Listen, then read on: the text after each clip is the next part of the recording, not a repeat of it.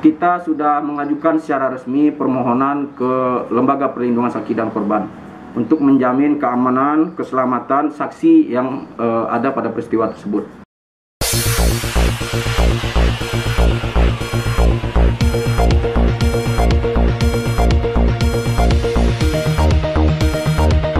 Untuk sampai saat ini penanganan kasus penembakan ini sudah sampai mana, Bang?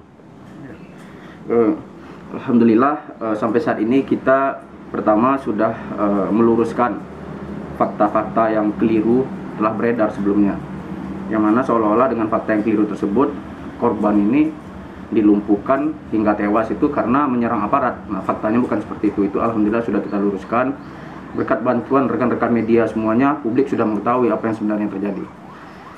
Yang kedua, kita sekarang dalam tahapan mengawal proses penegakan hukumnya, karena berdasarkan yang telah kita sampaikan dan informasi yang telah beredar luas di masyarakat, telah tim dari Polda Sumbar sudah masuk ke tahap penyidikan dalam kasus ini. Nah, kita akan memastikan jalannya penyidikan ini sesuai dengan hukum yang berlaku.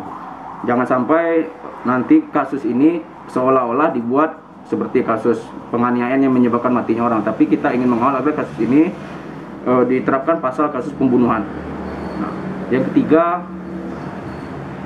kita sudah mengajukan secara resmi permohonan ke Lembaga Perlindungan Saksi dan Korban untuk menjamin keamanan, keselamatan saksi yang ada pada peristiwa tersebut.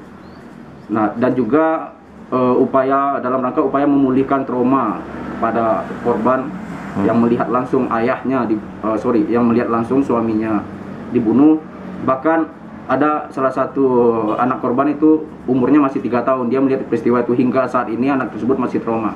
Nah, dan juga yang kita ajukan tersebut tidak semata-mata hanya dalam rangka bagaimana kasus ini bisa berjalan, tapi bagaimana kondisi korban, psikis korban itu bisa dipulihkan. Dan LPSK sudah merespon itu dan akan segera mengambil langkah-langkah untuk dalam rangka memberikan perlindungan, jaminan keselamatan setelah pemulihan psikis korban. Nah, untuk pelaporan ke Komnas HAM sendiri sampai saat ini, apakah kita sudah mengambil langkah, Bang? Nah, sejauh ini kita sudah menyiapkan laporan tertulis. Nah, kita sebenarnya menunggu istri korban, Ibu Mary, untuk melapor, tapi berhubung kondisi psikis dan kesehatan beliau masih belum stabil, perjalanan dari Solo Selatan ke Padang ini memakan waktu yang cukup panjang, jadi hingga saat ini beliau masih belum bisa. Tapi seandainya beliau memang tidak bisa, kita akan ajukan laporan pengaduan itu hari ini.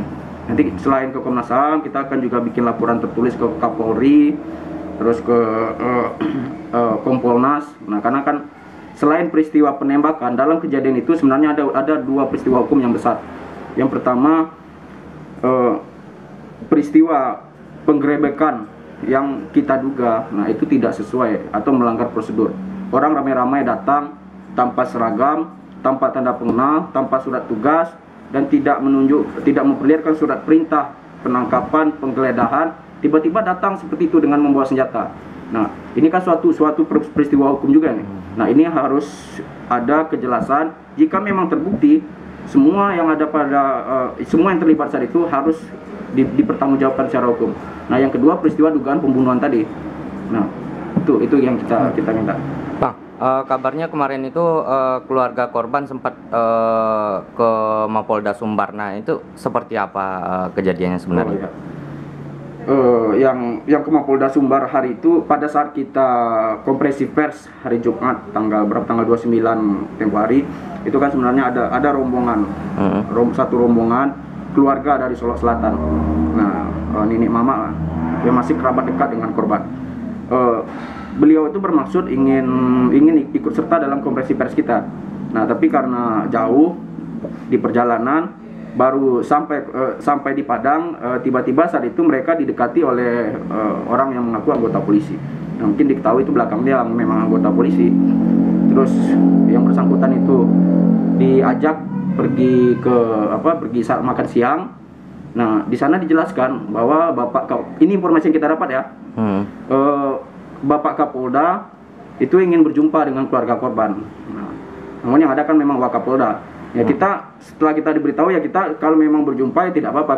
Kalau bisa mereka juga didampingi oleh penasihat hukum yang telah ditunjuk keluarga. Tapi pada saat itu kita tidak tahu alasannya.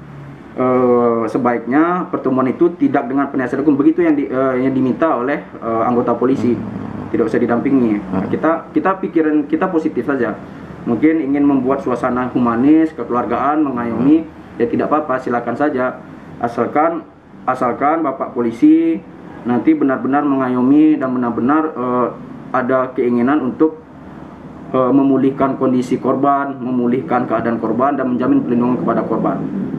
Tidak apa-apa, tapi itu semua bukan dari kita. Mereka awalnya ingin datang terus dijemput dan dibawa lah ke situ. Gitu. Nah, untuk pelaporan tindak kriminal pembunuhan ini sendiri seperti apa, Bang? Nah, ini kan peristiwa pidana. Nah, dalam hukum pidana itu kita mengenal ada yang namanya delik atau tindak pidana aduan, ada tindak pidana biasa. Kalau tindak pidana aduan atau delik aduan itu wajib ada pelaporan dulu dari korban, baru penegakan hukum dilaksanakan. Nah, dalam delik biasa, apalagi delik biasa ini berdampak besar, kejahatan terhadap nyawa manusia, tanpa ada laporan, penegak hukum kepolisian itu harus langsung bertindak cepat.